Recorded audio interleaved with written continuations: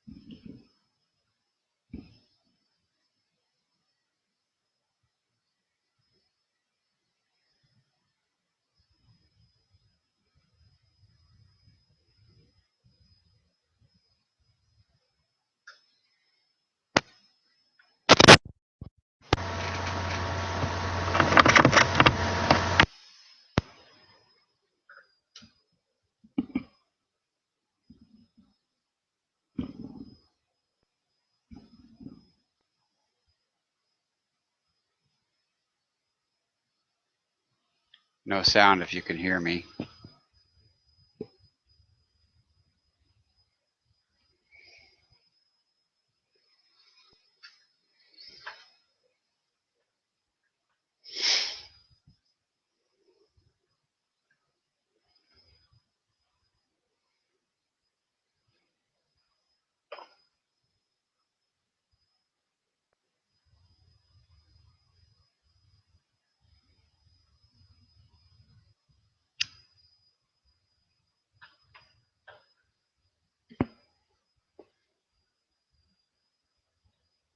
Still nothing.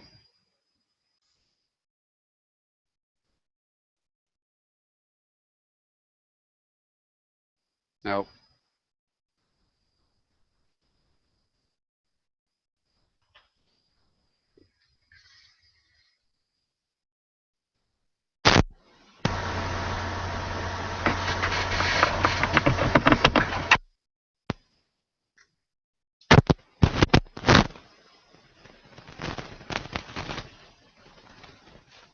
It's on the side screen.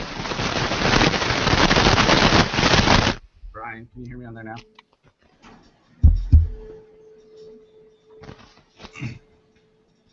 Hey, Brian? Nope.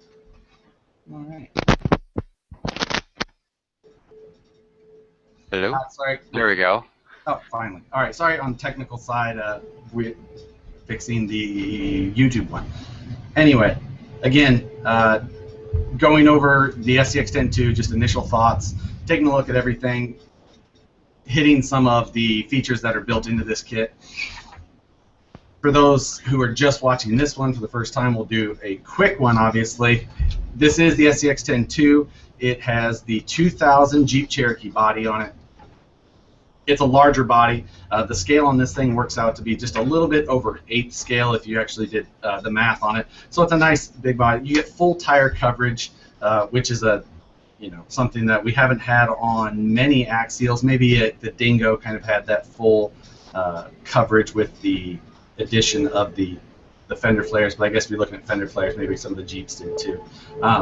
But anyway, this thing really feels like a different scale of a truck, although underneath the chassis is the same, the wheelbase is the same, 12.3 that we all have liked. So it's really just the size of the body that this thing differs from there. It does have wide bumpers on it that are scaled to this size of body, which will definitely change the driving style for a lot of people.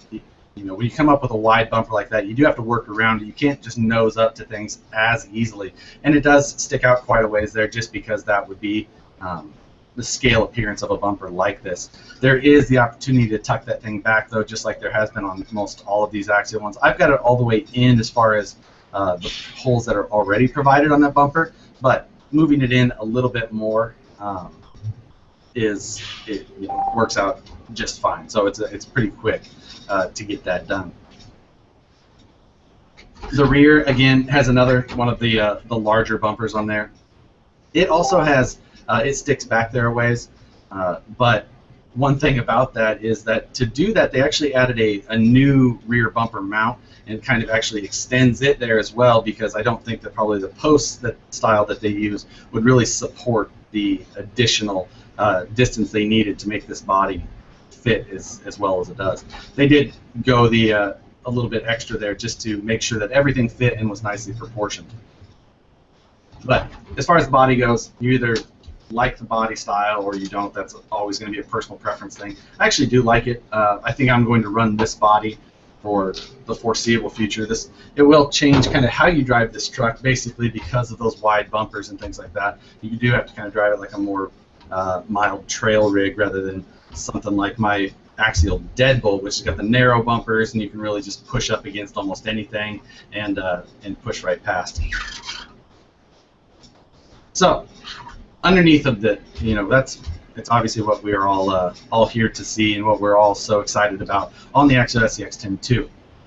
The biggest thing being the axles. Now the axles are much more scale appearing. The original ones that came on the SCX-10 2, of course, had been around since 2007 when the Axial AX-10 very first came out, and they were a great axle. The ring gear size was large, so it made that center section look quite a bit bigger on a truck this scale. But it was what we knew, and we also could get almost you could really make those axles hold up to just crazy amounts of power. Now this one uses a much smaller gear set, and it is a high pinion gear set. For those of you who don't know what that means, you have your pinion gear that comes it's attached to your drive shaft, comes into the axle, and a high pinion basically means that is offset. This one is higher. There's high and low pinion axles in the full-size world. High pinion obviously good for clearance. Now to do a high pinion axle, it takes a special type of gear, and this one comes with those gears. They're called a hypoid cut gear. It's a much different style of gear than what most people would really recognize in RC. The helical cut gears that are the HD gears that Axial has sold look similar in a way, but they're not the same. So the kit is coming with a fully machined gear set, so it's an HD gear set as we would commonly refer to it as. And I'm not getting the comment feed on the Facebook again. Hold on just a second. I'm going to try and reset that.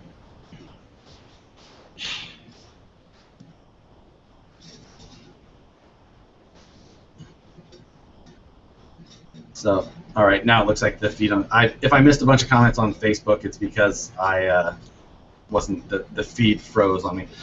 But anyway, with this gear set, it is like a fully an HD gear set. Should hold up really well. It'll be interesting to see if they can actually make that gear set in anything but a machined set. A sintered set, I don't know.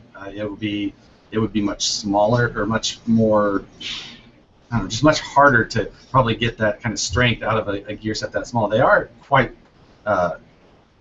small, so there's a lot of contact area on a hypoid set gear. So that's why the strength on these probably is going to be pretty good, and we've yet to see that or yet to prove it ourselves with depending on the brushless power that we run. I do plan on running brushless in this car. I like it personally for the maintenance factor myself. Speed-wise, I'm probably going to tone down my choice in KV just because I just don't know that I want to push this car as fast. Like I said, leaving that body and these bumpers on it, you're going to have to drive it a little bit different. I think I'll probably go with something in that either 2200 to 2700 KV range on the motor. And I pretty much always run 3S, so it'll still be plenty fast, but it shouldn't be nearly as fast as some of the other cars that I run with a 3300 or a 3500 kV motor. On to a couple of other things. Let's see. We've got the links on this car. The links are all new for Axial in the fact that they are an aluminum link with a 4mm rod end and thread in them. They always used to use 3mm rod ends. And yes, the comments are working back on the Facebook again. the rod ends with that 4mm and the 4mm threads, these links are going to be much stronger in that way that we've commonly ripped 3mm threads out of plastic rod ends. So the kit comes with all aluminum links everywhere: panhard, steering, rear 4-link, front 3-link with a panhard and a chassis-mounted servo. Now the suspension on it, like I said, front 3-link with panhard. You get a lot of travel out of the 3-link with panhard on this car. I think a lot of it is due to the fact that that smaller pumpkin size, you have a lot more room. You don't have to work around something that's so much larger than the old ring gear set was. So they didn't have to. Just didn't have to work around it. You could get away with straight links and get tons of travel still. Now, if you go full compression on the front axle, the panhard does hit the top of the pumpkin, but that full compression really isn't as important as your side-to-side articulation. And it does get full side-to-side articulation even without the bump stops. Axial's pretty much always included rubber bump stops on their shocks, and they don't need them on this one, and they still get all of the chassis movement they need. Now, a lot of comments are coming in about the size comparison to the Ascender and things like that. I do have an Ascender here. We can take a look at that in a little bit. Size-wise, comparable to the pumpkin size is pretty close. I don't have a measurement on them to look exactly yet. Maybe we can do that a little bit later. But the one thing with these is the gears. The gears in this axle are much more stout than the Vetera gears. The Vetera gears are still a cast gear. I should say they appear to be more stout. I haven't ran them yet. And this one, the Vetera, I have ran, and I've had not so great results with both the standard and the HD. So we have to see how this one holds up, and we'll see how that goes. I am looking forward to this one. I do like the reduction that this one has. This one has a much more reduction in the axle, which has been something that has been an issue with the Vetera with torque twist. You do have to do some suspension work on the Vetera to try and tame down that torque twist. But size-wise, I would have to compare, get a ruler and check that out. But we can look at that a little bit later.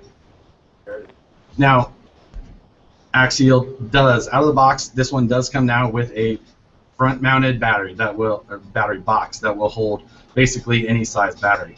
I think the Axial Honcho came with a front-mounted battery setup before, and that one was, I think, I don't know if it was the only one out of the box, at least ready to run, that had a battery up front, but it was higher because it ran a axle-mounted servo, and with that axle coming up and down, they had to have room for that servo. This one allows it to keep that battery way lower. It comes with a bunch of little adjuster blocks so that you can make the battery box the size of whatever battery you have. I like to run 2200 milliamp 3S packs in a lot of my cars, and that should fit well in here. And then even if running that size, you can adjust it, and you should be able to adjust it more towards the front, more towards the rear, and however you want with those little blocks that they have in there. So that'll be nice as well. The transmission is all new in this car. It's not a Yeti or a Bomber transmission. It's totally different. Yes, the Bomber also has a front battery, but I was considering more looking SCX-10 base chassis as well.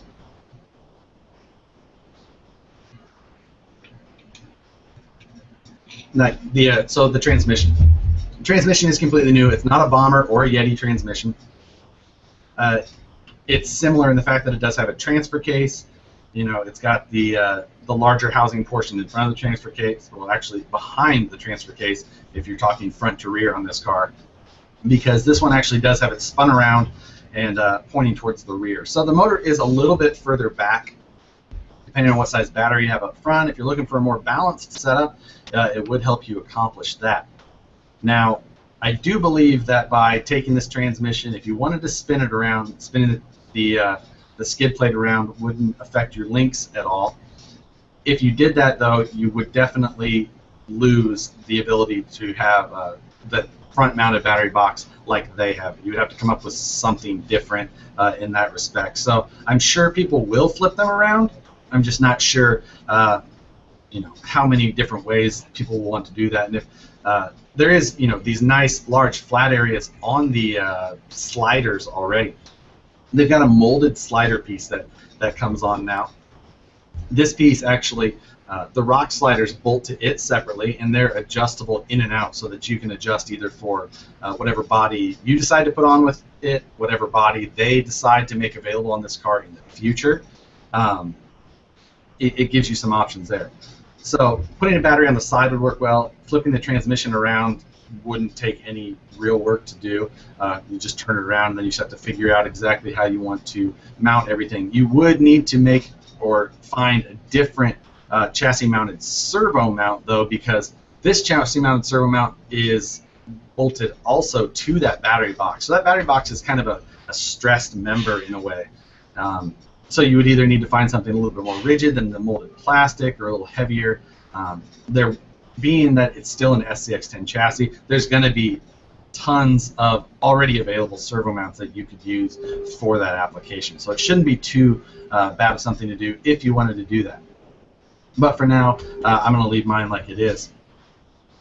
The servo will sit right here next to the battery itself, and then behind it there's a position in there already for a servo winch. So a servo winch will drop right in this with all the parts needed for it right out of the box. You just have to find your servo winch and whatever spool you want to use to house your line. The nice thing about that is that although the servo is back further, they've already gone in and taken care of all of the cable routing that you would need for that servo winch. They've actually got little chases and everything with some molded pieces to route that cable right up through the front and to whatever fair lead and either faux winch you wanted up front or none at all. Can you give us a close-up? It's going to be kind of hard to see some of those parts, but there's this little nub thing sticking out here, and that is actually where the cable would come out. From there, that's kind of an S-shaped channel, so it brings the line further down, and from that point it just runs straight back underneath of the steering servo itself, and then to your whatever spool you happen to be running. I think there's a handful of winch spools available that you can buy. Otherwise, there's all the different ways that you can just BPC. Does BPC make a servo spool? Yes, he does. Huh. So I know Mad Dog RC also made one, and I don't know who else for sure, but I remember there is some available. So a servo winch, dropping that in would be nice. Let's see. The receiver box. The receiver box sits on the driver's side of this slider plate. It's their waterproof style design, basically the one like we see in the Spawn, or we've seen it in the Bomber now. But like I think the Bomber, the Yeti, it's actually molded into this slider piece. So if you wanted to do like a full chassis or a full interior, you would need to work around that a little bit. Being that it's kind of in that footwell area, it'd probably be pretty easy to hide, and you would still be able to retain that electronics box being watertight.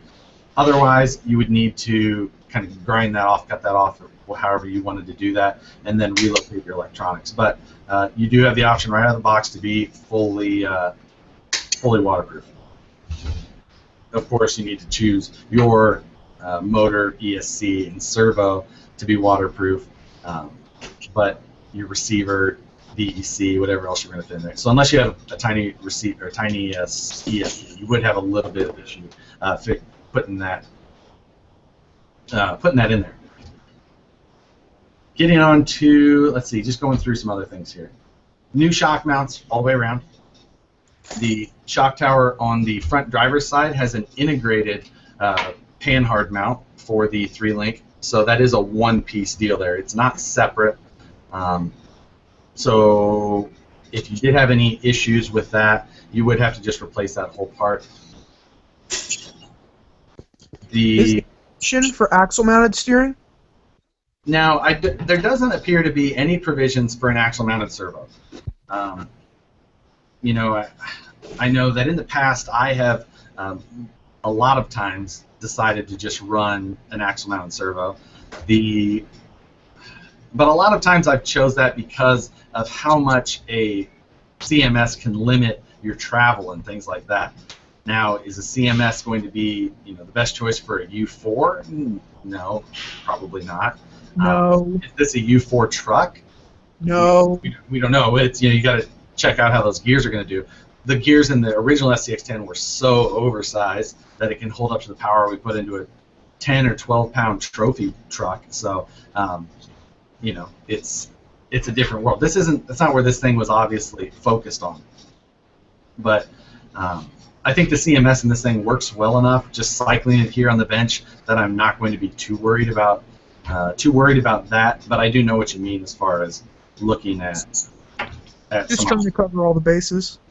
Yep, I know what you mean. It has the same axle housing front and rear. It uses it uses a lockout style rear and a C-hub style front. So no difference in the actual housing itself. They're both centered front and rear. Does come with a red plastic diff cover and red link mounts. If you don't like that, Axial does have black plastic versions already listed as option parts. So pretty quick and easy to swap those out. For electronics myself, as far as what I'm going to install, like I said, I definitely will be going with brushless. Holmes has a 2200 and a 2700 kV 4-pole Polar Pro. I'm debating which one I want to go with. The 2200 is probably just fine and probably the way that I should go. 2700 might be the way that I do go, just because I like a lot of wheel speed. So that's my biggest decision there. I have a Mama Max Pro, or I might just pick up a Holmes BLE and run the censored system that way. The Holmes is offered waterproof, so I do like that, and that might be the reason that I choose to go that way. For the servo, I'll run one of my Futaba servos. I've got the Futaba BLS 9177 SV, as well as a BLS 172 SV. Both are upwards of 500 ounce-inches. Plenty of power, lots of power, too much power. It just depends on exactly what you're looking for there. I'll be running my Futaba 4PL radio, probably. Could run my 4PX, but I do like to run that 4PL. It's got all the features I need, and running around with it on the trail, I'm not nearly as worried. But other electronics, I do want to put lights in this. This thing comes with a hard plastic molded grill with all the provisions you need for lights. So I do want to put headlights and running lights in this. I can't remember if it comes with rear light buckets, though. You think a VP light bar will fit in that roof rack? A VP light bar, a 5-inch, I do believe, does fit with a little bit of trimming. Does that rack make that body a little bit more rigid than it was? Yeah, I mean, the rack makes everything feel good. Dan cut out this body for me, so I know that he thought, but no, it feels good. I don't think anything feels thin to me, really. When you've got 6 attachment points in the roof, it does tend to stiffen things up. The rack itself is nice. It's large. You have to be the type that wants to run a large roof rack. I'll leave it on there. I don't know how much stuff I'll put in it. I'm not much for carrying around a bunch of scale sleeping bags and toe straps. You need a canoe. Yeah. So, that's I don't know what I'll actually put up there is the thing. I guess that has yet to be determined. I'll definitely put the light bar in on top of it, and then we'll probably try and determine from there how I feel about putting a bunch of stuff in it up. I definitely want to look at being weight conscious when I did it. Beyond that, the hard plastic inserted grill is a nice touch. Viterra did that on their K5. That was a nice touch. Theirs was chrome. I prefer black myself. I'm not much for chrome, so I'm glad to have black, just personally. Again, I don't know if the rear taillight buckets are in there. I do not recall that for sure. It does also include a couple of other things that aren't put on here yet, as far as door handles and then like the rear little part that goes above the license plate area. Just some nice little detail pieces here and there that'll help it stand out as far as the details go. Your little part that goes above the license plate. Oh, someone's got 2 feeds on, so there's an echo. So anyway, the chassis itself, the frame rails, the BFG tires. I actually really like the feel of these tires. They are an all-terrain design, so of course they would have the tendency to probably fill up faster with if you were in some tacky dirt or some mud itself. But I'm really happy with them. I think I'm going to run them. I definitely don't like to run in any mud, so I try to avoid that as much as I can. I decided something that a lot of people don't do. I never normally do. What I did is I put them on a set of 2.2-inch wheels. They don't look oversized necessarily. Again, if you a stock 2000 Cherokee or whatever year this was, 2000 I think, the wheelbase is 101.4 inches. So if you do the math on this thing at 12.3, it comes out to be like 8.2 or 8.6 scale. So if you scale up the size of a 2.2 wheel, it comes out to be an 18. If you used a 1.9, it comes out to be like a 15 and change. So I think that it looks appropriate. I don't think that it looks overly big. I could have ran rock stars on it if I really wanted to go for the mall rated look. But what I did is I mounted up the stock BFG tires and the stock foams. The stock foams feel really good. They're different than any of the axial foams that I've seen so far. They're a white foam rather than a gray. They're a little bit heavier feeling or stiffer feeling than the old gray ones used to be. Really happy with the feel of those. So I'm gonna stick with the tires. I'm happy with them. I think that they fit the look of the body. They fit the choice with running a wide street style bumper. So all in all, very happy with that. And the foams I'm going to leave in there. I'm running our KMC Bully 127 2.2s. These are actually 1.2 inches wide, so they're our wider wheel. And I think that also helped keep this tire look nice and square, a real nice square profile, which I think adds to it. I've got a 225 hub both front and rear. The 225 is not quite enough in the front if you wanted to do this same thing, though. You should actually probably go to a 350, or I'm going to keep the 225s on, and I'm going to add our center cap, that wheel nut cover, and that's got the KMC logo laser etched in it. That's the way that I'm going to go with this. I think that'll help clean it up, make it a little bit more scale. I'll do that front and rear. So I'll have the offset of a 350 basically, but while still running that 225. Let's see, as far as other comments, let's see, sitting the body on it to get a comparison on those wheels. Of course, with the suspension drooped out right now, not having any of the electronics on it or anything like that, battery, it's sitting all the way up on the shocks. But I don't think that I don't even think that they look like a 2.2. I don't think most people will even notice that they're a 2.2. It'll just look, someone might just think that it looks a little bit different to them. But I am pleased with the look that I've got going on so far.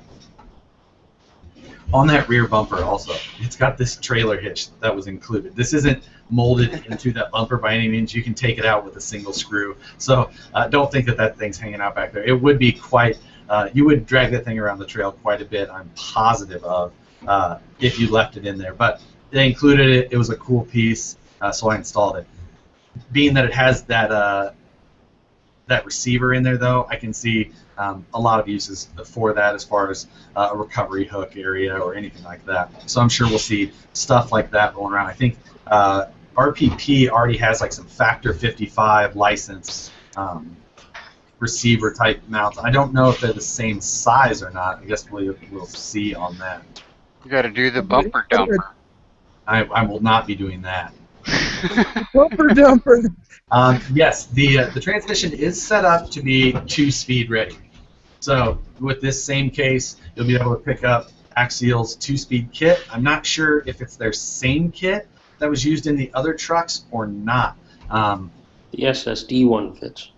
So I guess we'll just. Can you hear me? I suppose it's I suppose it is the same one then. I imagine also this area over here on the passenger side with the 2 slotted holes in it, that is most likely for the servo mount for the 2-speed.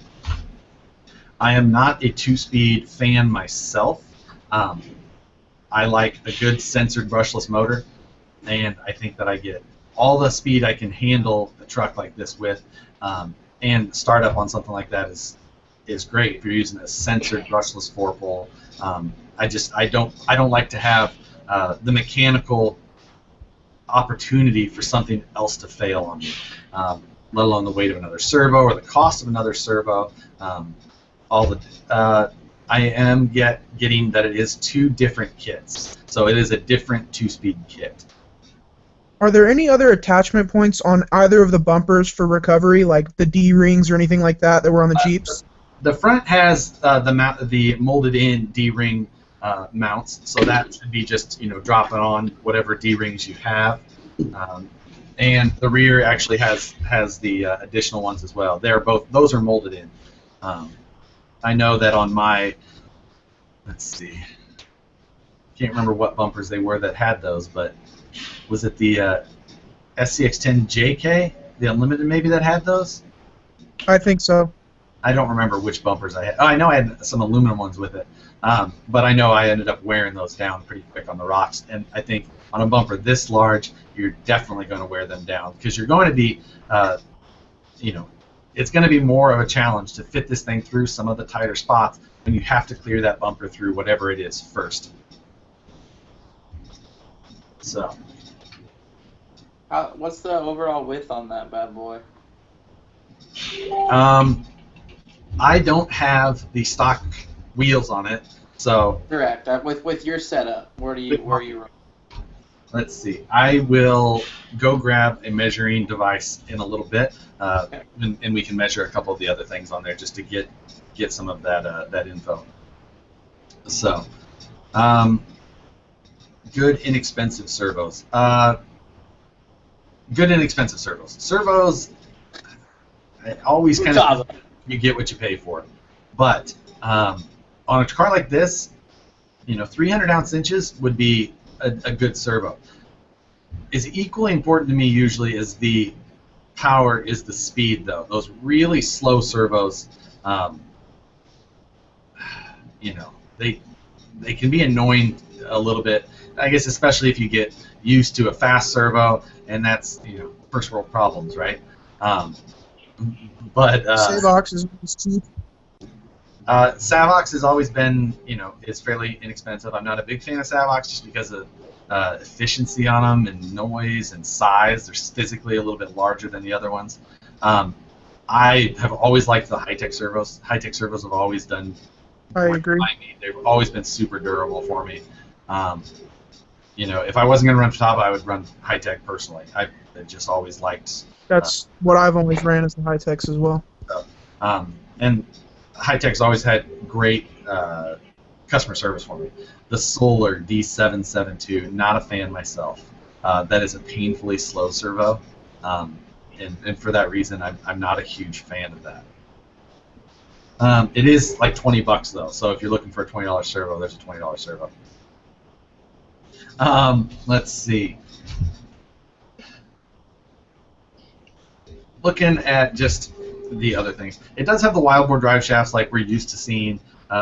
The male slider part between the two female shafts is almost solid through the center of it, probably smaller than an 1/8 inch diameter hole down the middle, so you won't run into the problem of those collapsing. And that was usually the only issue you ever saw with wildboard drive shafts. But with the HDs, it really doesn't happen as much anymore. Even in my Bomber, when I was running them with that big Pro 4 HD, I broke a pin in one of the CV drives because I was screwing around on the pavement doing forward reverse wheelies. Smarter things have been done. But they're definitely a good servo or a good drive shaft, and they've got a lot of operating angle to them. Not that I would suggest raising this truck up. Don't put a droop kit on it. Don't put 110 millimeter shocks on it. With a CMS and a panhard, that is going to change some things. The SCX-10 itself, we've all seen. If you're on Facebook, you've all seen the cars that sit, Flex Friday. 4 inches Yeah, Flex Friday. with way longer shocks and things like that. With a 3-link panhard bar, the more you raise it, the more that axle is going to follow that arc, and it's going to swing out. So you definitely have to watch things like that. This setup with the 90 millimeter Icon shocks sits well. It cycles well. With the chassis held solid and moving that axle up, there's no bump steer. It does not. Well, I say there's no bump steer, and I do not have a servo connected. Disregard that completely. The one that we have here that has a servo in it, you can see that the bump steer is not there. Disregard that. But on this kit, you can't see So that. what he's saying is... Yeah, the one that's from the box that my computer is sitting on, though, different story. So, the front CMS in this car is set up quite well. I'm looking forward to run that. I have. There might be a little bit of flex if you're running a ton of power on the servo. There is probably the ability to add a brace between your shock towers depending on your battery setup, just by running a long screw through the shock mounts. I think it would be that simple, and probably a pretty standard size threaded post there. So that wouldn't be too hard at all. And that's really, the body would support it based on the upper body posts themselves, but you are relying on Lexan then.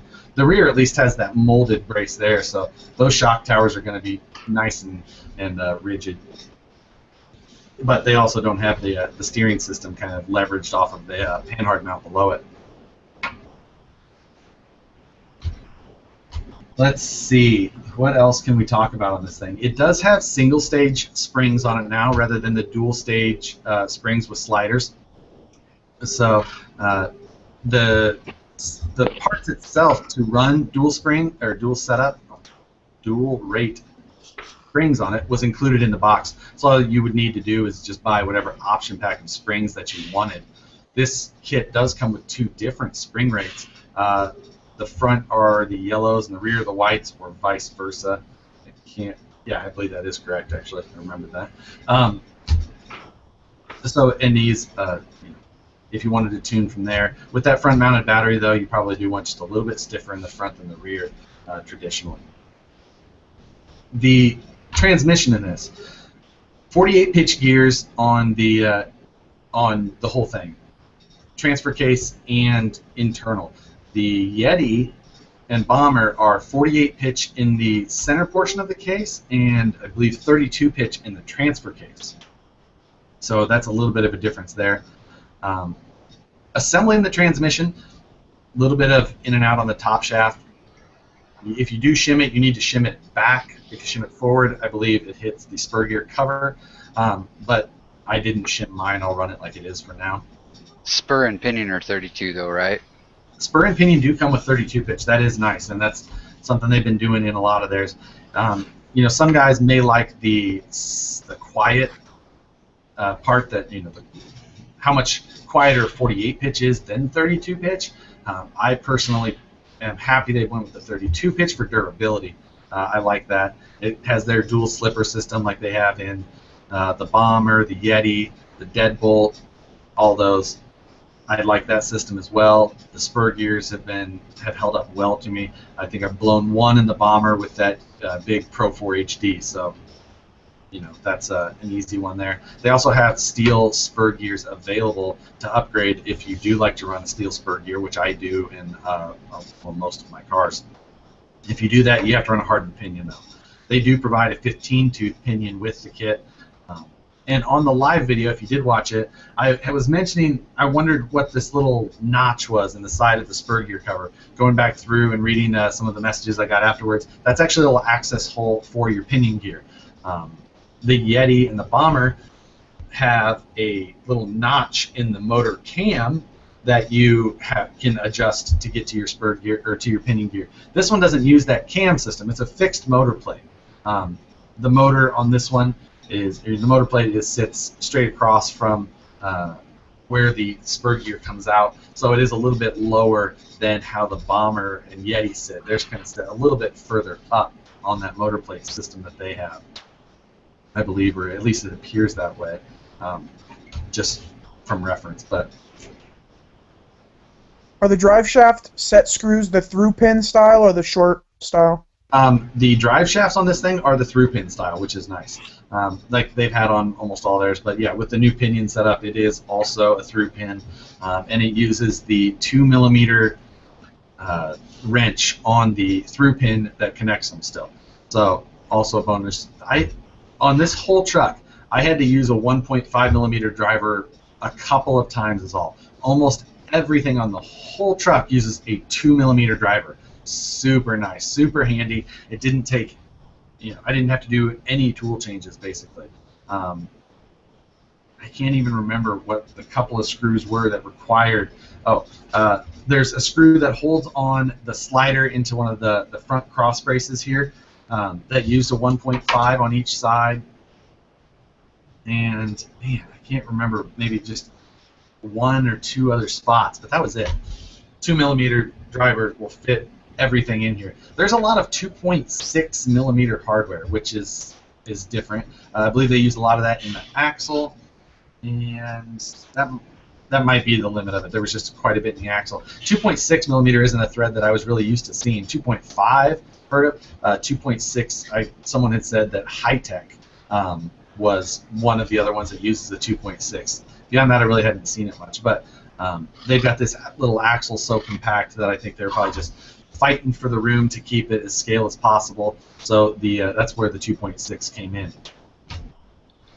How are the bearing carriers on the ring pin, the ring gear in the axle housing? So the ring and pinion gear setup in this one, it does use a 3.5mm wide bearing by like 14, if I remember correctly from the manual. And it's an open shield, a non-shielded or an open bearing. I believe they said that was just for load.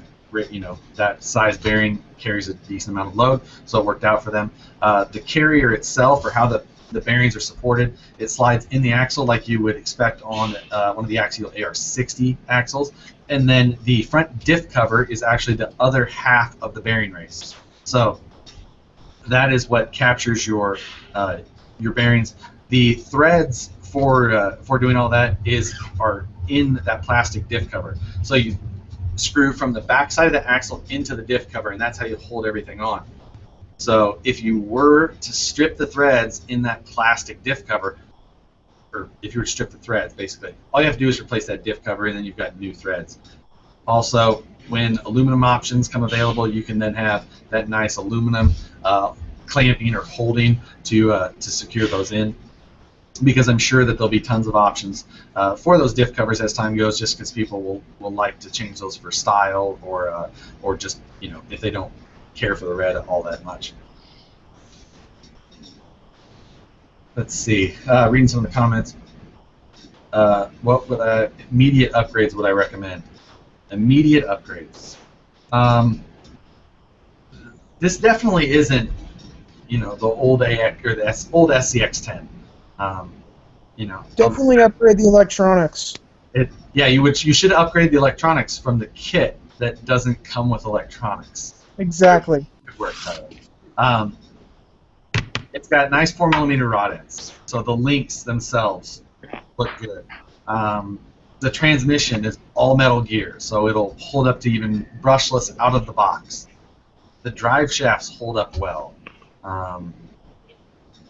Personally, I don't love to glue on tires.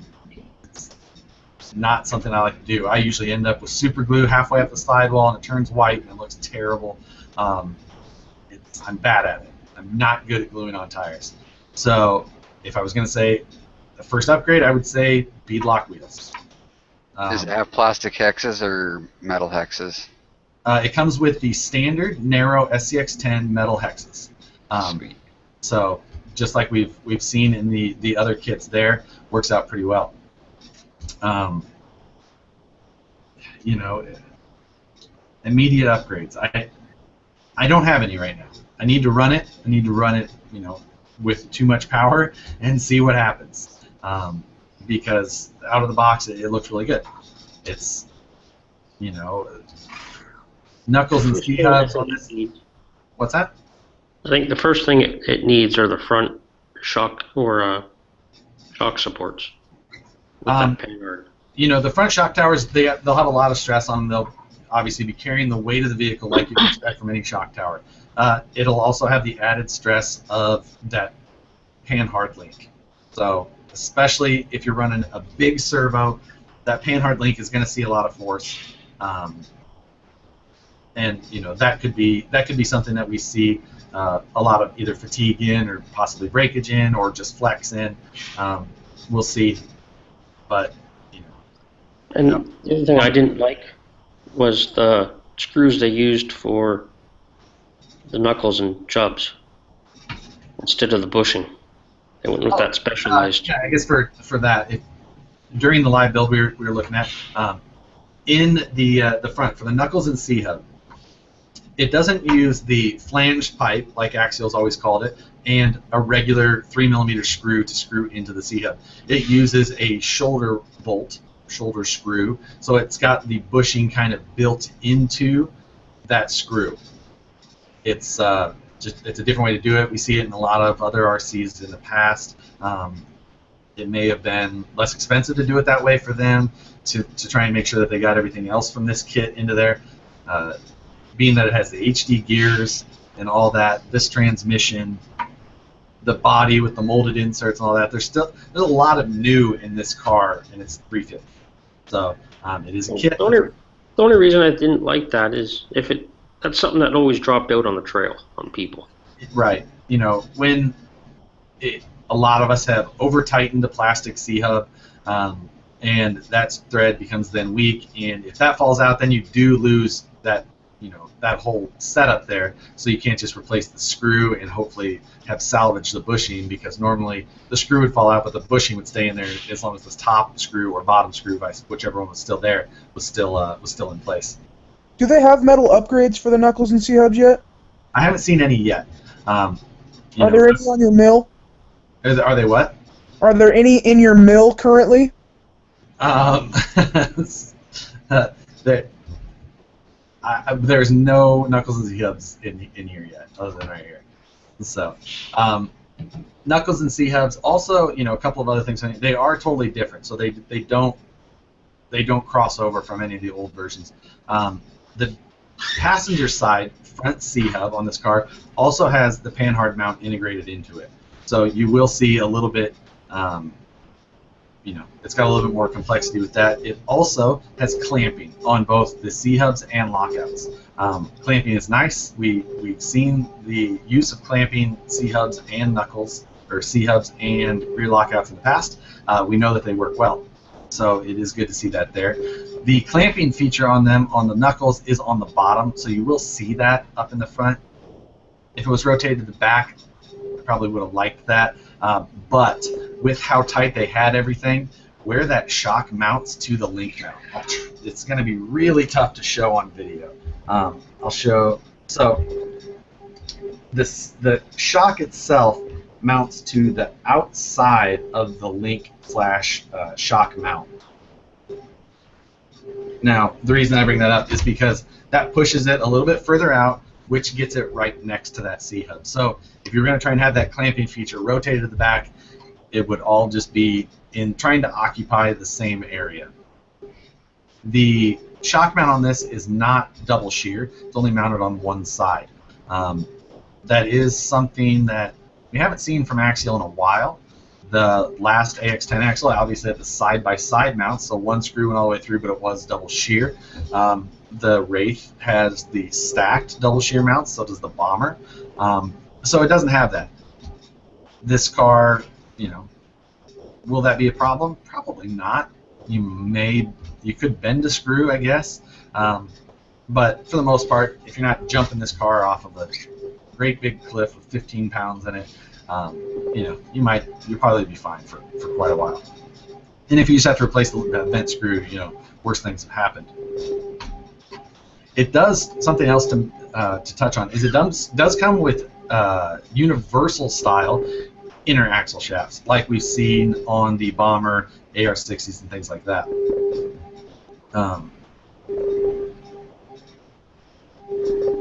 Let's see. So going through some of the comments though. Those universal style axle shafts are a nice upgrade. This car does steer well. It's got a good amount of steering right out of the box. So as long as you've got your servo in there, that'll support that. Get your linkages set up right.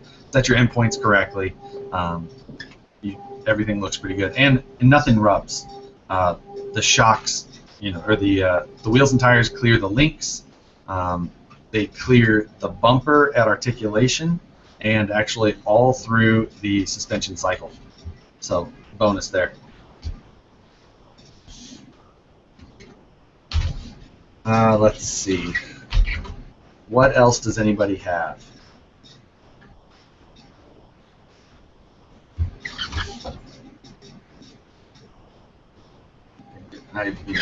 Those are the main things. That's the biggest part. The biggest parts of this car. It looks good. I'm excited to run it. This will probably be the car that I decide to run for Axial Fest. I'm sure there will be a lot of them at Axial Fest. I imagine it will be one of the cars that a lot of people are looking to get finished for Axial Fest at this point now as well, though. As far as aftermarket parts and how that goes, I'm sure we'll all be excited to see what all the options are that come down the pipe here before long. I'm really looking forward to what can be done with the scale of these axles, that new ring and pinion gear, the whole deal there. It definitely allows for some really good-looking scale looks. I need to reset the feed on Facebook.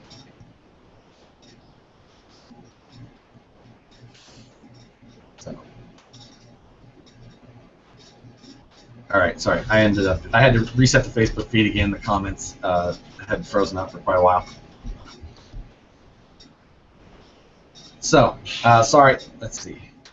I did touch on the stock tires. I do like those. I am going to run those. I think they feel good. They match the look of the body as far as that all-terrain style. What are my thoughts on the side of an SCX-10-1?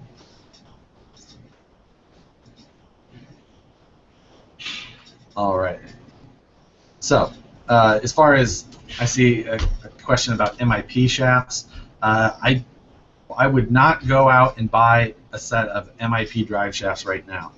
The tolerances are tight on this thing. I specifically would tell you to look in this area here. It's where the rear output of the transfer case, where that is in respect to the transmission itself. Not a ton of room in there. They do have some extra room. Like, you can tell it's clearanced in there. I don't know that I would be surprised if they had enough clearance for an MIP, but I would definitely be skeptical to make sure that someone tries that out first. I haven't done that. I don't know when I'll do that. I think I'll probably run these wild boars for a while. But the front will be the other thing. The front is a pretty short drive shaft in this car, especially comparing it to the rear. So the front, is just from these 2 points, but the rear attaches underneath of the skid plate, and it comes all the way back here. So the rear is probably, I don't know. It's the same length as the Bomber. 50. Yeah. Okay. So it's the same length as the Bomber, at least 50% longer than that front. Pretty big difference as far as that goes. I didn't build my shafts. I stole my spares out of the Bomber.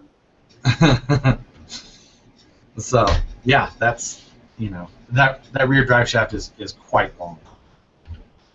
Now, if you were to take the transmission and turn it around, losing that front battery box, and having to reconfigure all of the steering setup that they've got already figured out.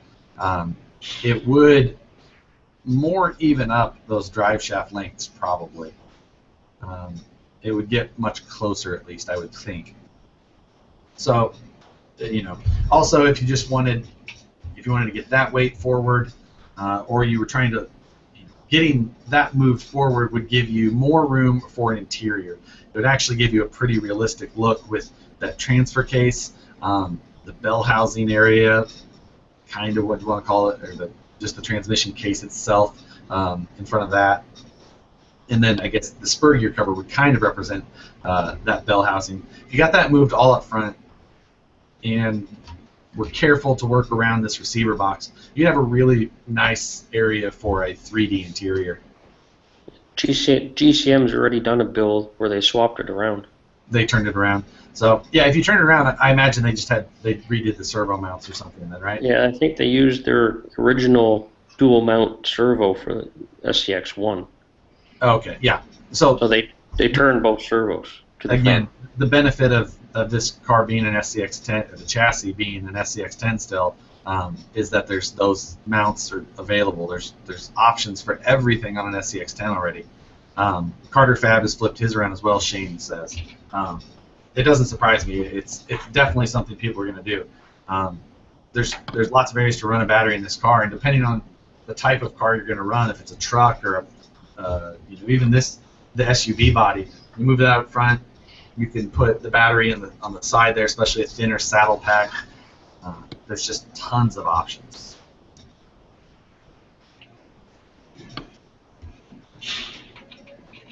So the question is, who are you going to get to paint your body? I've already been talking to painters because we all know that I should not paint my own body. It'll get done soon, probably. I may actually paint this one and then just find another one and have that one painted by somebody who knows what they're doing. I know a local guy to us. He painted one of his the same color I wanted. I tried to convince him to trade with me, but he wouldn't do it. Yeah, I can see that. I'm going back and forth with what I want to do. I think I just want to get this one painted so that I can go run it. And then I'll worry about getting one that looks proper before too long. Is the body the same as the Proline Cherokee body? No, I think this body is significantly larger, just by memory. I think this body is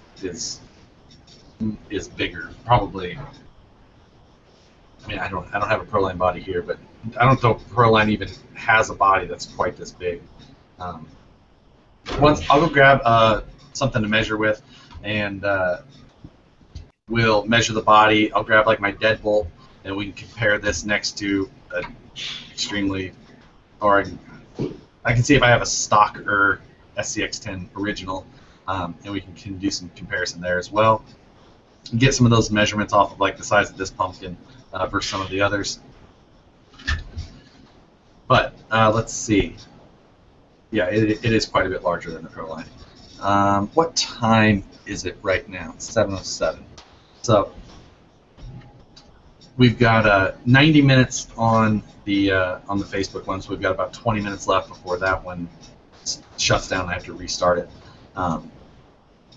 The interior from the Proline will not fit in this Cherokee either. I've seen on the comments there. First upgrades, there's a lot of things to make for this car, so lots of options people will want to see, and we're looking forward to working on it. So once we get those rolling, then and they're available, we'll start posting about them. But I'm excited for this car. I think it's where a car like this. I'm really excited that this is what they came out with. Everything about it looks really promising. I'm glad that we still have the SCX-10 chassis, basically. There is some differences between this chassis and the original. There's more holes in it, basically. They had to add some holes for some of their new mounting locations. They've got more in the back rear shock area. And rail seemed longer to me. nope, they're the exact same. Really? I'm pretty positive on that. It's been a while since I've had stock rails, so. Right. Yeah, but I think it's the same, that just with a couple of little holes added. Yeah, I mean that's it, guys. This thing's great. I'm excited for it. I'm looking forward to beating on it. And I think that by leaving these bumpers and that body on it, it's just going to be a different type of driving experience. And that's, I think, what I'm looking for out of it, because I have high hopes for a lot of the parts that are in it. So I'm going to take a couple of minute break on the Facebook one so that I can go grab a couple of things, and then I'm going to restart the Facebook so that time reboots. Otherwise, that thing will just shut off in the middle of whatever we're talking about. So I'm going to go grab a couple of things to do some measuring with, comparing with, and then we'll get back to it. So Facebook guys, check back here in just a minute. YouTube guys, I'm not going to shut down that feed. It takes too much time to get those read going. So I'm going to go run and grab a couple of things. Hold tight for a minute, and I'll be back.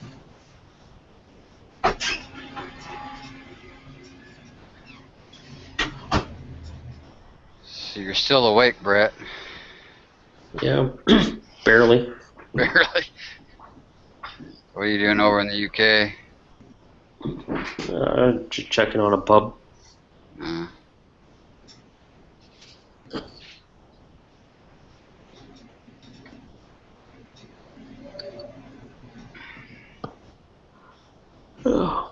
Yeah, I think I'm gonna go make a tea. Tea and crumpets? No, just a tea.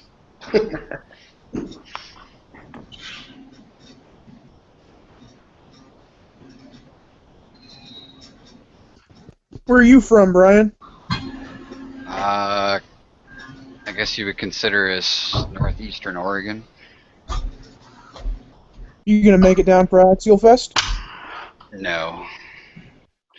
No, it's right in the middle of my busy season, so.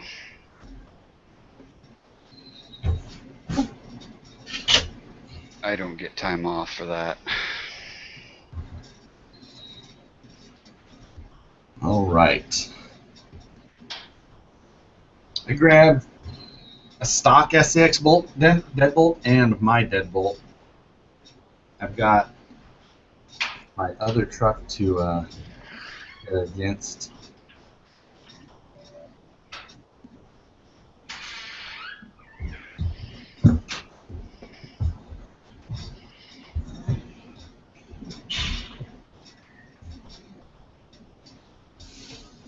Now I just need to give me just a second as I restart the Facebook one.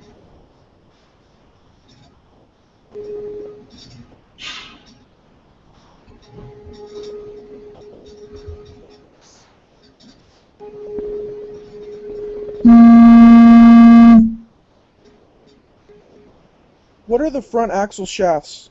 They're not a dog bone style, are they? Universal. Okay.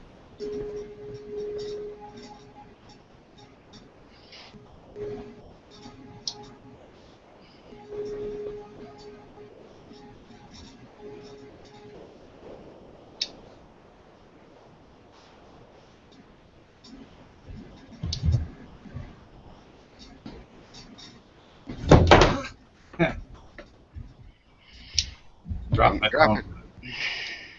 Throwing stuff around. Okay. Be like that football player and break your elbow trying to catch your phone. I think that would. Did he catch it though? No. Ah. Let's say I think I would risk it.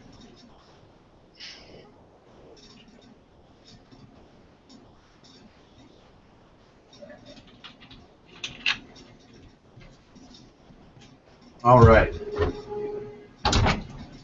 So, rebooting for some actual measurements and a look at the different ones. Again, I wish the Facebook gave me a wider view to actually do the comparison with. They narrow it up so much. If you want a better view, I highly suggest go to the YouTube feed. It's a much wider view. You can see all the trucks all at once. It's much better. I've got the links to go watch it on YouTube instead. on the Facebook page. So go to that if you want some of that. Like, share, and subscribe. Easy as commenting. So anyway, what did you say, Tyler? I said make sure you like, share, and subscribe. Right. The other, what was else I was going to say before you said that? I completely forgot now. Damn it. So, I've got my deadbolt back here, the budget build, the one that I've had forever, but this is the furthest from stock. So not a great comparison in a lot of respects, but I'll use it for a couple of things here in a couple of minutes. But this is basically a bone stock deadbolt. So I'm going to try and give you a look at the size differences. Now, if I line up the back bumper of this Cherokee to the back of the body on the deadbolt, you know, there's a huge difference out front. Now that's bumper to bumper. Obviously, the deadbolt itself has a 0.3 inch shorter wheelbase, so you know, just over a quarter of an inch, not that big a deal. But the size difference really comes from the body, the amount of overhang that these cars have, front and rear difference. The deadbolt is, you know, pinched and narrowed. Let's see. So yeah, the deadbolt body, pinched and narrowed, it's kind of more of that high performance styling as far as that goes. You know, you wouldn't see that on a typical street rig. I do say this is a stock deadbolt, but this is kind of like a hybrid kit version. The tires aren't glued on. Anyway, but a body comparison is probably a better thing to do. Just for one, you know, the amount of area that this thing can swallow up a deadbolt body, even with the light bar on that deadbolt, which we all know how big the that axial, you know, 5-bucket style light bar is. It can fit over that and almost make it all the way to the bottom of the rockers. It's a much larger body. Now, axle to axle, that's, you know, that's the throwing it around. So, trying to show a little bit there the difference in size between like that center section of that ring and pinion. I think that probably helps show you guys a little bit how much different this thing really looks. The tube size on this new axle is so much smaller that it really brings out the scale appearance of it.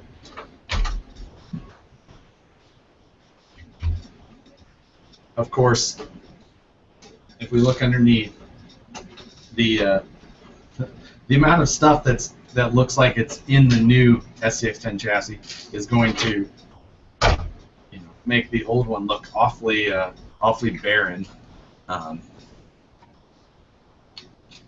So it's about as good a look as I can give with those two things side by side. Looking at it this way, you can see that motor and transmission does sit further back in the new one.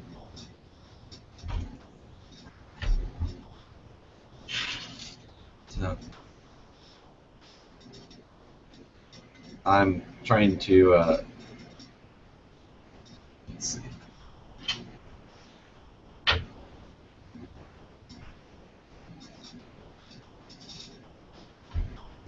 Sorry, fixing the Facebook feed again. It freezes up on me is all. So,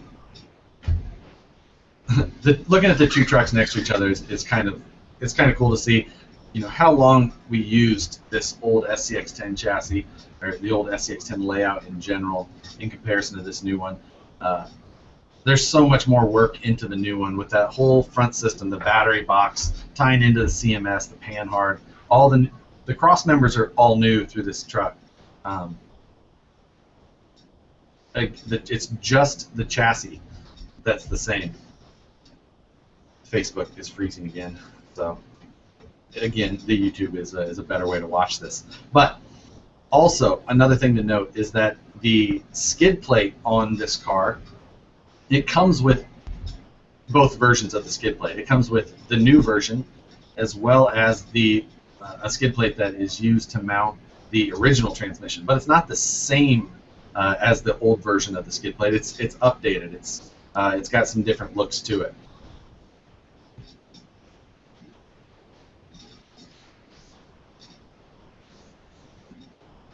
And Facebook is still frozen up, so I apologize for making the YouTube guys suffer.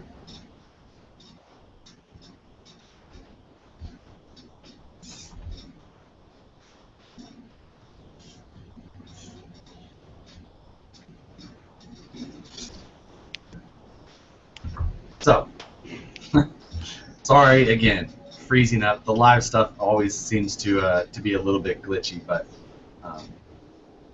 it is a little bit more fun to interact directly with the comments on both sides. So let's get a measurement off of the axis quick, just to kind of show you guys the pumpkin height difference. The new SCX-10 from the top of the diff cover to the bottom, we're looking just over, or right around 1.25 inches, maybe just a little under it. And so on the old one, we're looking for like 1.75 inches. So a 1/2 inch difference, a 1/4 inch total of ground height change. That'd be like running a 5.25 inch tall tire on the original SCX-10 to get the same amount of ground clearance as you do on the new. Just confirming, the new BFGs on these wheels mount up. They're right at 4.5 inches tall, and Trepidors that I have on here are actually right at 4.5 as well. I thought that they were closer to 4.75, but these are both measuring 4.5. Let's see. Now, looking at the tread pattern design between the two, you can tell. Sorry, I don't know who's making all the noise. Right. I have to mute. Sorry. So the BFG is obviously a much more scale-appearing tire. I shouldn't say scale. The Trepidor is a very scale-looking tire for a Trepidor. It's just not something you would see running around on the road.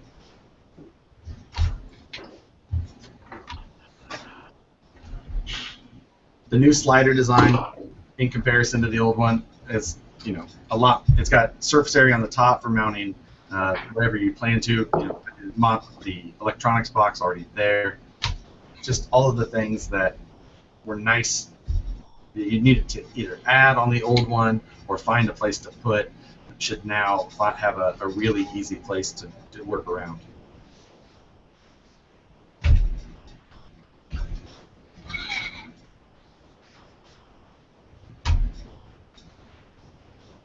So,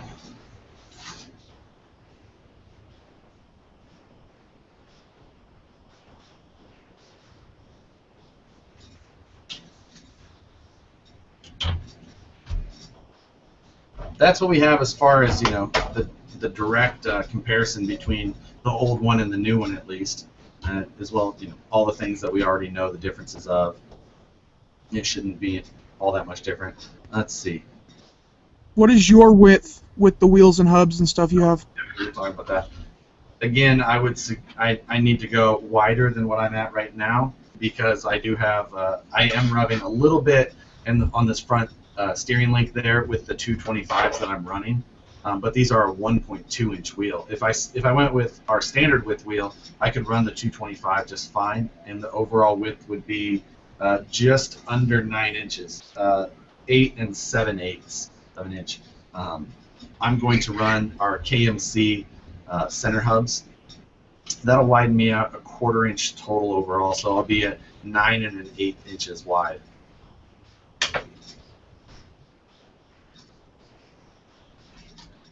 And again, these are a 2.2 inch wheel that I've mounted for those that I have in. Can I have that in millimeters, please? I don't know. like 60 or something. So let's see. Is there anything else that we want to compare directly across, or anything along those lines? Let's see. Yes, there was a new Ascender announced today, a Honcho style Ascender. You know, as far as that goes, both small pumpkin style crawlers, both CMS with panhard out of the box, 4-link front or 4-link rear, 3-link front. They run the more traditional style transmission, also 2-speed capable, like this one, 2-speed capable.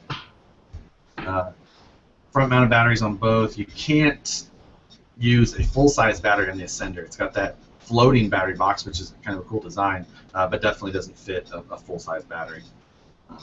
I know a lot of people have locked out that front battery tray. That seems to be pretty common. Neither have inner front fender wells. I know. Please, we want inner front fender wells. See, now we got all the things that we've been asking for so long. Now we're going to just, if you give Shane a cookie, he'll ask for Tupperware. Start nitpicking. the CD container deals or whatever, you know. But yes, an inner fender well, a nice molded inner fender well would be awesome. Knight Systems. The 3D printed stuff, the 3D printed inner fender wells are expensive for like the nice ones, not like the just regular ones everybody prints from Facebook. But you know, Did you- You gotta buy it once. what's that? You only gotta buy it once. Yeah, the GCM has a cut down pre-made styrene one. okay. So it comes flat packed. You did bring it. Oh, I see. So you have to kind of assemble it. It's all pre-cut. You just have to glue it and assemble it. Gotcha. That's not so bad. I think I would probably still prefer a Lexan. Axial does have their separate inner wheel well kit. I wonder how that works with this chassis, or with, you know, like, because if I remember correctly, doesn't theirs span down the side of the rockers and things like that? Yes. Yeah, that's what I thought. So it probably takes some work, and I don't remember. I would imagine it was made for the 12.3-inch wheelbase, but or was it a two-piece design that kind of slid? I think it's a two-piece. Yeah. So they do. There's an option for that at least. But yes, I would have really liked some cool inner fender wells for it. But Did you ever verify if it was under or overdrive option gears? I can't remember. I needed to go back and look at the post. I believe Brandon from Axial posted that it was only going to be underdrive underdrive gear sets available. But again, I still don't remember, and I did not look and check that for sure. But yeah, Brandon from Axial posted that on RC Crawler somewhere. So that info is available, you know, to confirm. I just have not done it myself.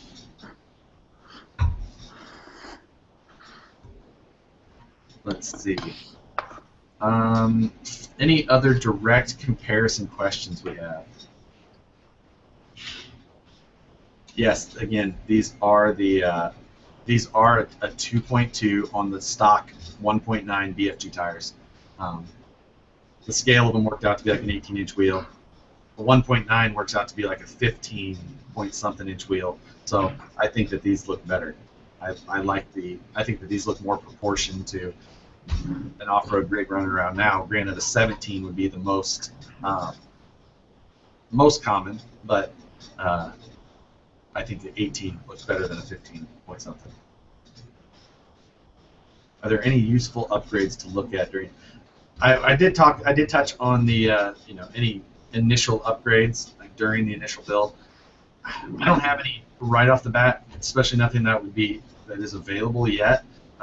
The links are good, the drive shafts are good, the transmission's good, the gears are HD in it. The one thing I noted is that I do not like to glue on tires, so a set of beadlock wheels was definitely my priority. I think that these tires are great.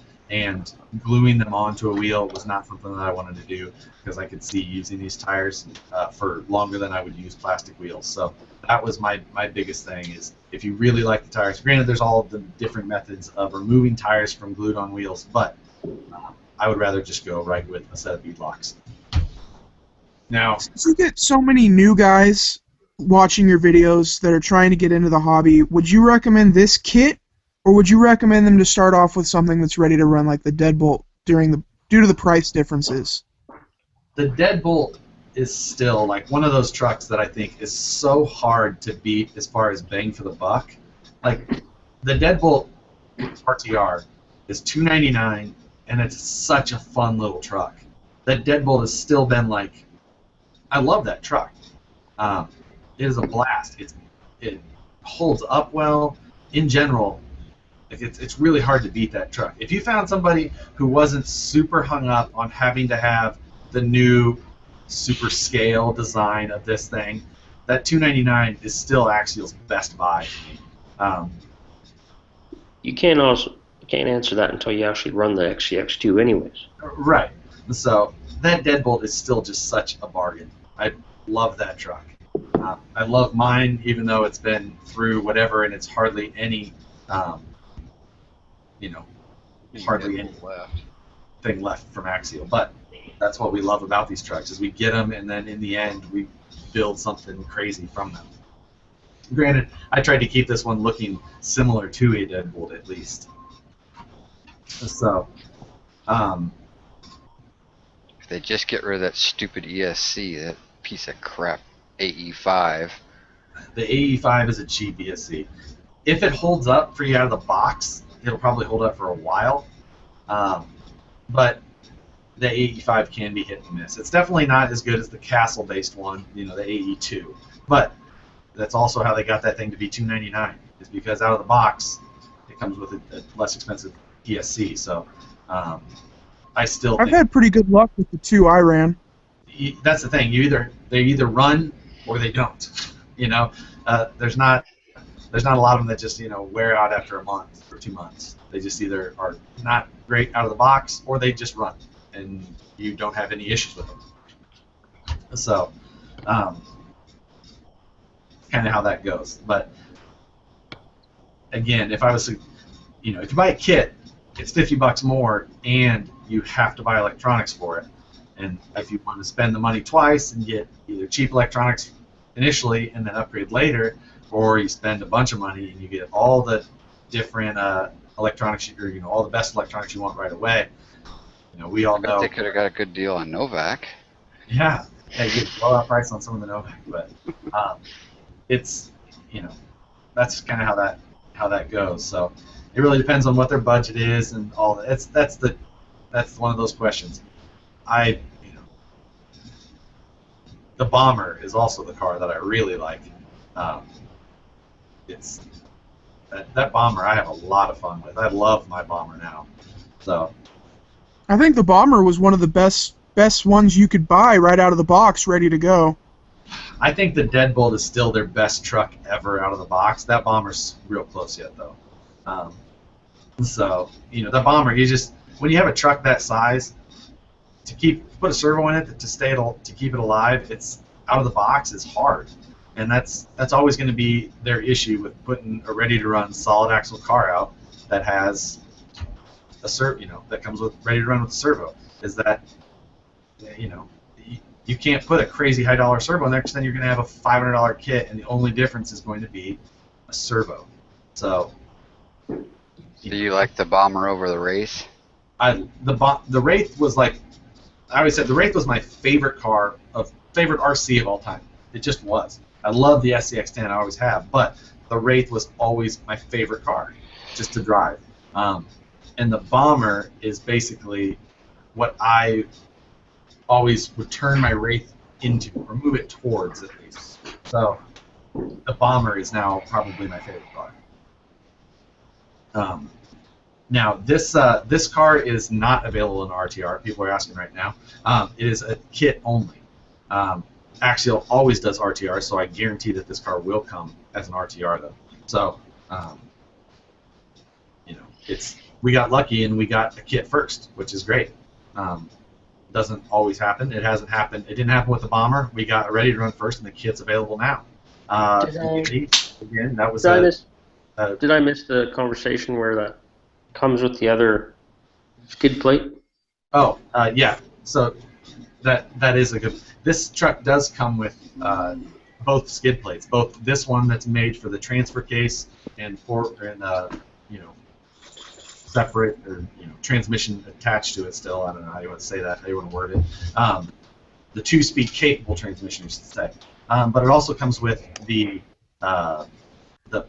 original style skid plate from the original SCX-10. So if you wanted, like if you had a fully built original style SCX-10 transmission, you could drop it right in this car. Now, this car definitely has some options to have a nice scale interior and things like that with the spur gear moved out of the way.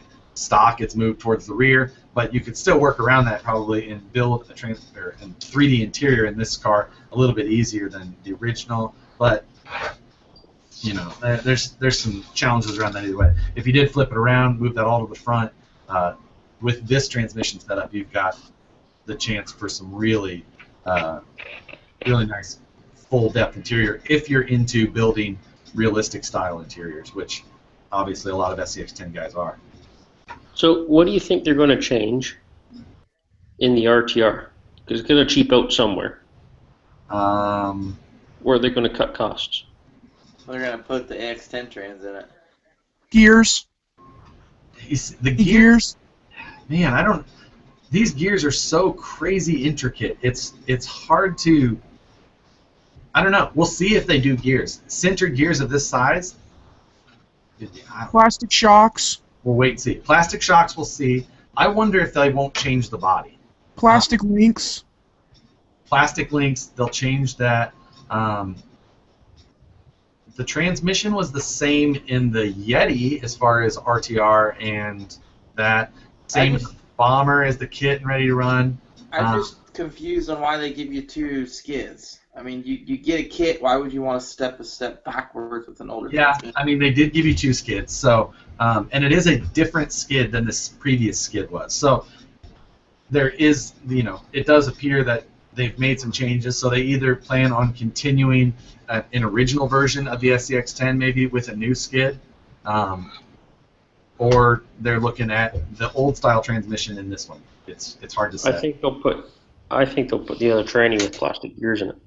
It could. My guess is also that we'd see a different body. This body's crazy detailed, but I don't know. It's hard to say. They did a kit version of the JKU, and that had the nice body with the molded fender flares and all that. So they made. For someone like me, I'd almost like to go back to that AX10 transmission just for the fact of ease. If you're on the trail and you brake, it's going to be a lot easier to pull that tranny out and fix it than it is to pull this tranny out and fix it. This transmission but what are you going to break on that tranny? This transmission was much harder to work on than the original 3-gear, because that 3-gear is just the simplest style transmission you can get. The Stealth ran it however long ago, and I don't know if there was something before that. I really wasn't an RC guy that long ago. But that 3-gear style transmission been around forever. So it's super simple. We've all built or torn into that old style transmission a million times. But this transmission is built really well out of the box. So the only thing I can see going is a bearing. A bearing could go out. The nice thing about this transmission as well is that it's all 5x11 bearings. The whole thing, top to bottom. So having the same size 5x11 bearing throughout the whole thing, we know 5x11 bearings can hold up really well. They're a good load-carrying bearing. But bearings go out with moisture or poor maintenance or whatever it happens to be, depending on your conditions. Yes. Harley's favorite mud. I hate mud. That would not be what would cause my bearings to go out. My name is Mud. Yeah. Yeah, they definitely won't include these links, I'm sure. These links are great. For $350, I mean, what's the ready to run going to cost in this car? It's going to be $350. 300, 350. I don't see how they could get this car to $300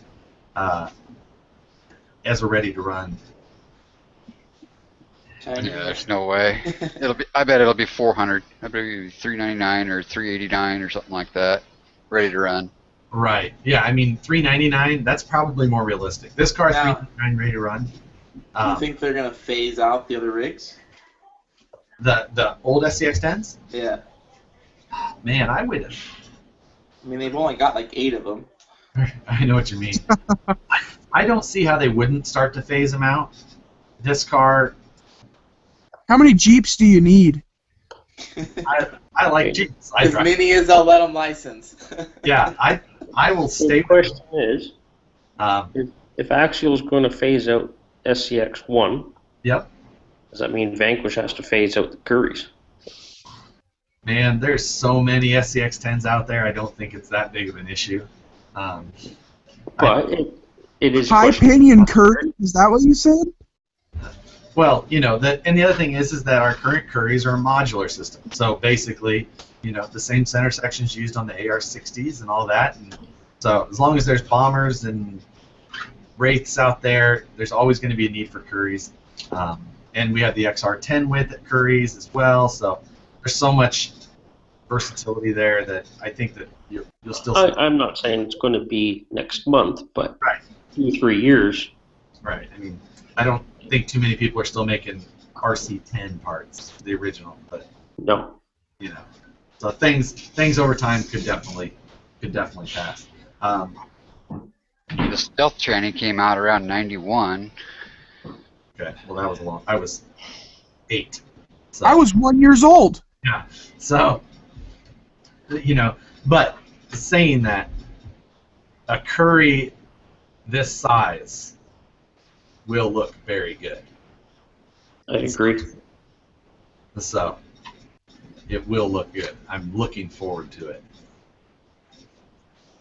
because axles for this thing are going to be the coolest thing. So, F9s first or Rock Jocks first? Yes. Yes, please.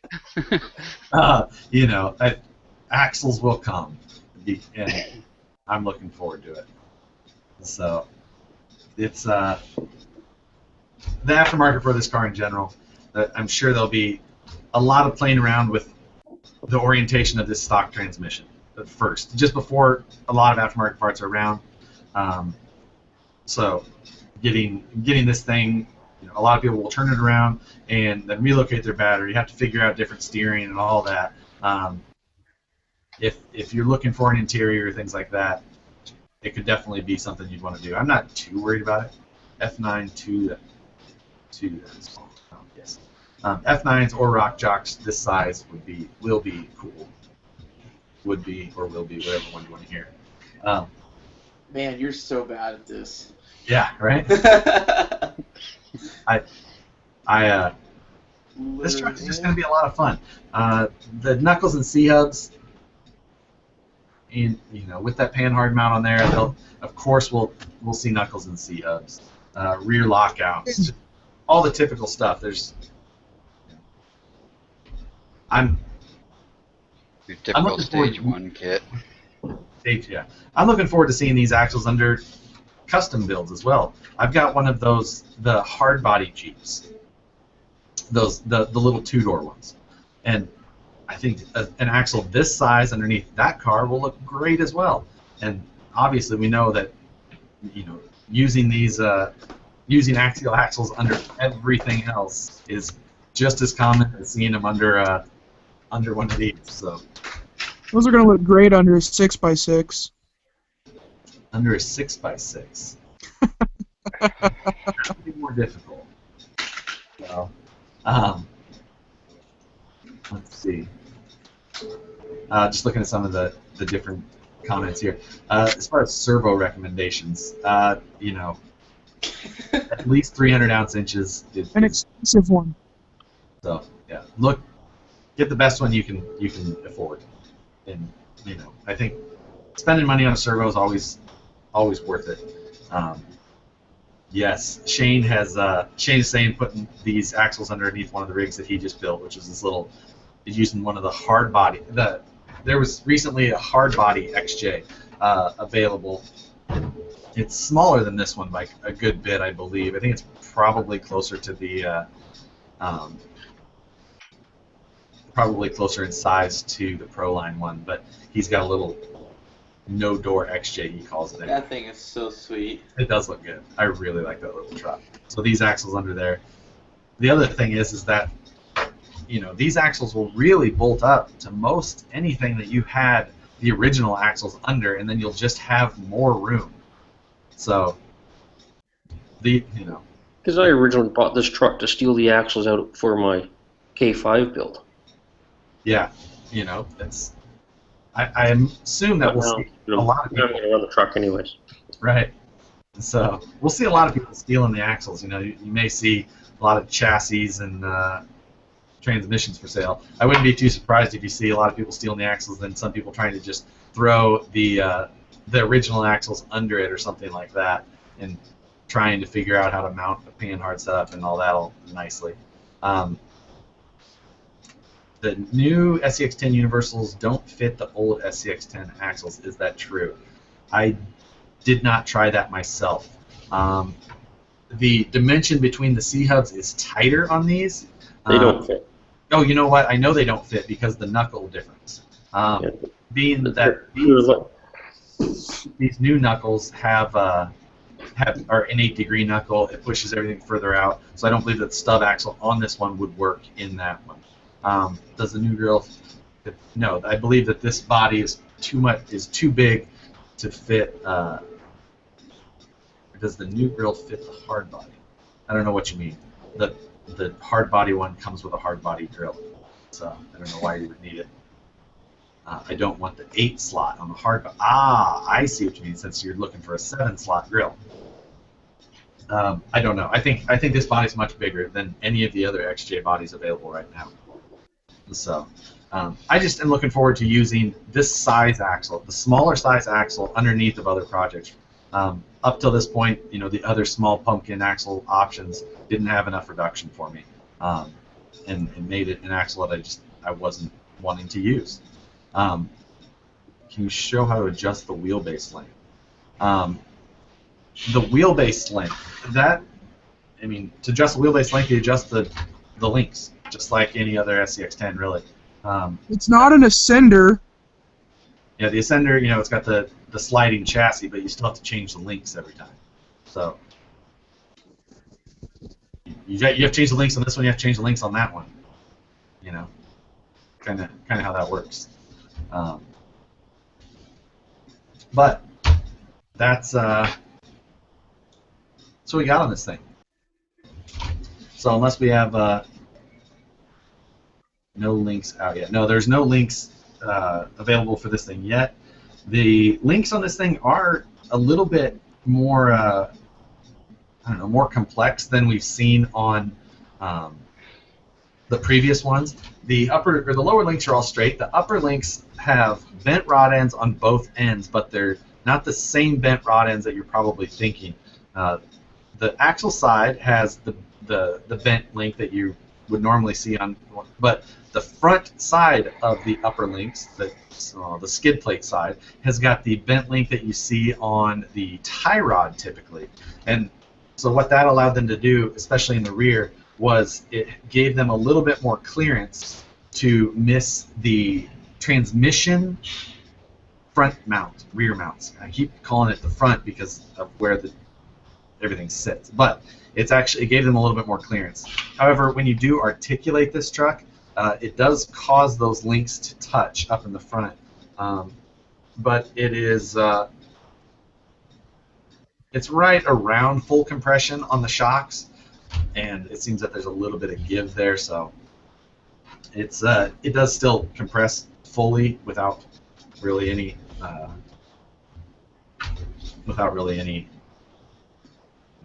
excessive force. So They still plastic ball ends.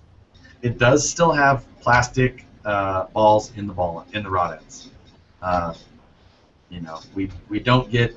I don't know if we get the metal ball ends in any of the in any of their kits anymore. Not that I can think of offhand. So, you know, I know what you mean. I don't love that it includes the plastic ball ends either. Always prefer the metal ones. Did you say excessive? Yes. Nice. Comments on Facebook are so hilarious. But let's see. That's all we got, guys. I think that pretty much covers it. Touches on hard body action. Yeah, so on the Facebook, there's a couple of links to some setups that compare this, or it looks like the XJ hard body on this truck. I don't know how the wheelbase. I'm sure that all is covered in there. Carter Fab is the one who did that. If you're looking for that. Just got here. Can you start over? Yeah. God. Oh wow. So why buy this over the Bomber if you can only have one? Oh, if you can only have one, this or the Bomber. That's a personality thing. You're either, if you can only have one, you either have to be type. The Bomber is very scale. It really is. I mean, it's a different scale and it's a different area of off-road that it's focused on because the Bomber is an Ultra 4 buggy. It's modeled exactly after Randy Slauson's of Bomber Fab's buggy. The cage looks like it. It's got an interior. This one doesn't have an interior. So it has an interior. It's got a very realistic scale cage. The suspension style is realistic. So if you're looking at that. Now, if you want more slow street style, this is the one. If you're like to jump and go stupid fast and that type of thing. Now, the Bomber isn't super fast out of the box. Super fast? Isn't super fast out of the box. But yes, who in the right mind only has one RC? I know what you mean. If I had to pick, if I could only have one, even though this is brand new, I think I would probably keep my Bomber. I think my Bomber is my favorite RC. Chicks dig bombers. What's that? Chicks dig bombers. Yeah, that's the Bombers is what I would have to have. So, but so how soon until you go beat this thing up? My electronics will be here soon, quickly. I may have to throw some paint at this body, and we can all laugh at the outcomes of that soon enough. Just give it to the local painter. Go give it to Tarvin. Tarvin or Hood or Sticky Licks or somebody local. I'm sure you got enough VP stickers around. I never put it in Tarvin. But, Yeah, sticker bomb it. Sticker bomb it. Ugh, I hate stickers unless it's like one nice printed sticker. Am I planning to do a budget build on the SCX-10? Soon? No, not soon, because the budget build is always a weekly thing. Granted, I've missed a couple of weeks of the Bomber now, being gone on a honeymoon, then last week trying to catch up, and then today's Thursday, so I probably don't have one ready for tomorrow yet. It's like a monthly thing. Yeah, it's a weekly to monthly issue. But right now, there isn't enough upgrades specific for this. I would have to be playing a game of you trying to find old upgrades, or upgrades that were initially designed for the original SCX-10 to be used on this, and then I would, if something better came along, I would have to do some weird switching around. So I would usually wait a little while for the Bomber, or for the budget build. The Bomber, I was going to do the same thing, but there was so much on that car that was basically directly already available that I didn't need to. This one, I think, is a little bit different story.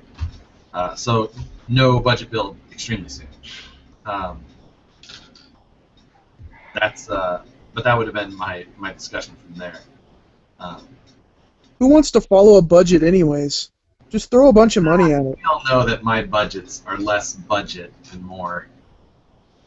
It's like the draw, when you go to like a furniture store and they say everything's on sale, and then you get there and realize it's not. My budget build really just means that I'm going to spend a certain amount of money every week.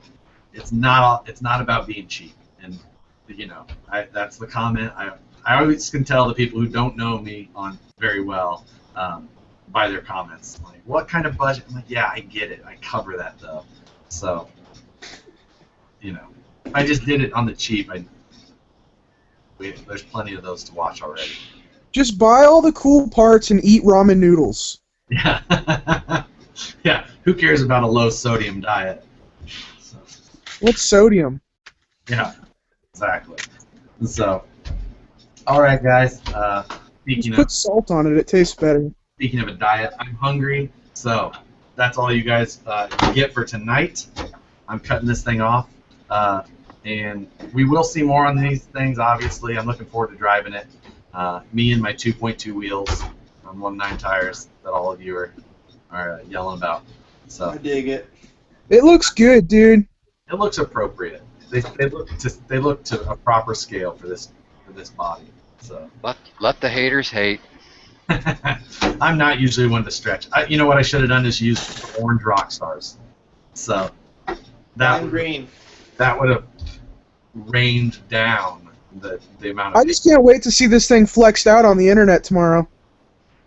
muting you before we go. It's just on principle. But that's it, guys. Thanks for watching. The feeds will both be on YouTube and Facebook, and thanks for that. So that's it for these, and we will see you guys next time. So Thanks, bud. guys.